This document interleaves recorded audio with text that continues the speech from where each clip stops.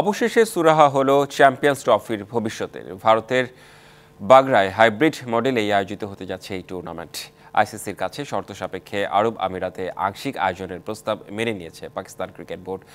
আয়োজক শর্ত রেখে দুবাইয়ে আংশিক আয়োজন হবে চ্যাম্পিয়ন্স ট্রফি।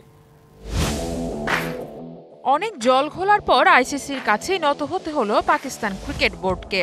ভারতের পাকিস্তান না গিয়ে খেলার প্রস্তাব অনুসারে হাইব্রিড মডেলের টুর্নামেন্ট আয়োজন করতে যাচ্ছে পাকিস্তান। বিনিময়ে 2027 পর্যন্ত পাকিস্তান দলের ভারতে না যাবার শর্ত মেনে নিয়েছে আইসিসি। সংবাদ মাধ্যমের খবর, পাকিস্তানের পরিবর্তে ভারতের চ্যাম্পিয়ন্স ট্রফির ম্যাচগুলো হবে আরব আমিরাতের দুবাইয়ে।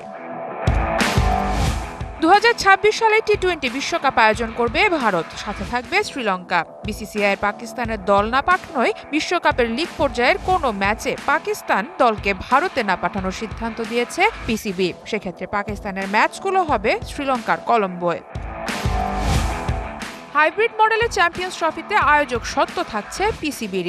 এক সেমিফাইনাল সহ মোট 10 ম্যাচ হবে পাকিস্তানে। আরব আমিরাতে হবে ভারতের গ্রুপ পর্বের 3টা ম্যাচ, এক সেমিফাইনাল আর ফাইনাল। এতে করে বাংলাদেশ সহ অংশ নেওয়া বাকি দেশগুলোর জন্য দুই দেশে ভ্রমণে বেশ ঝামেলা পোহাতে হতে পারে। চ্যাম্পিয়ন্স ট্রফি মাঠে গড়ানোর 2 মাসের মতো সময় থাকলেও আয়োজক জটিলতায় এখনও সূচি ঠিক করতে পারেনি আইসিসি। ওয়ানডে ফরম্যাটের এই টুর্নামেন্টে হোস্ট পাকিস্তান সহ খেলবে Bharat, Bangladesh, Australia, England, South Africa আর আফগানিস্তান। 19 ফেব্রুয়ারি থেকে শুরু হয়ে টুর্নামেন্ট চলবে 9 মার্চ পর্যন্ত।